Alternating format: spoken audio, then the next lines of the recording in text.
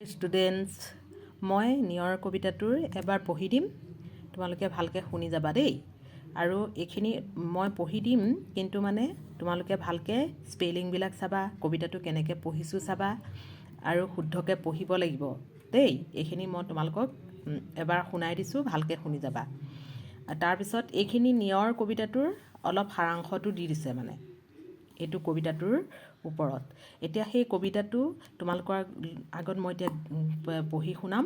তাৰপিছত নিয়ৰ কবিতাটোৰ মূল ভাৱটো মই দি দিম।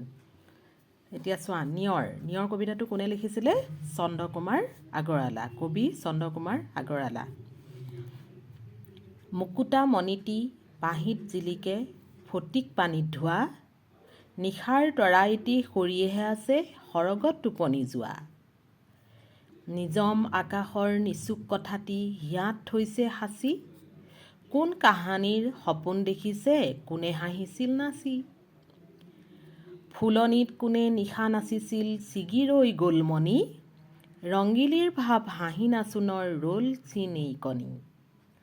পুৱাৰ শিঙুলি বেলিটিলৈ চাই এটুপি চকুৰ পানী, নিয়ৰ কলিৰে শোভে ফুলজুপি চাইছোঁ ভাৱতে ভাহি। হাই কি বিষম পেলালে বায়ুৱে জোকাৰি ফুলৰ পাহি। কবিতাটো মোৰ অলপ খৰ হৈছে, কিন্তু মানে তোমালোকে স্পেলিংখিনি ভালকৈ চাবা হা। এতিয়া সেই কবিতাটো পঢ়ি দিলোঁ মই। তাৰপিছত তোমালোকক মই কবিজনৰ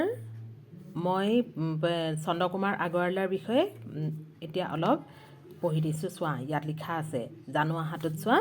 চন্দ্ৰকুমাৰ আগৰৱালা কিমান চনত জন্ম হৈছিলে? 1866 চনত। আৰু মৃত্যু কিমান চনত হৈছিলে? 1938 চনত।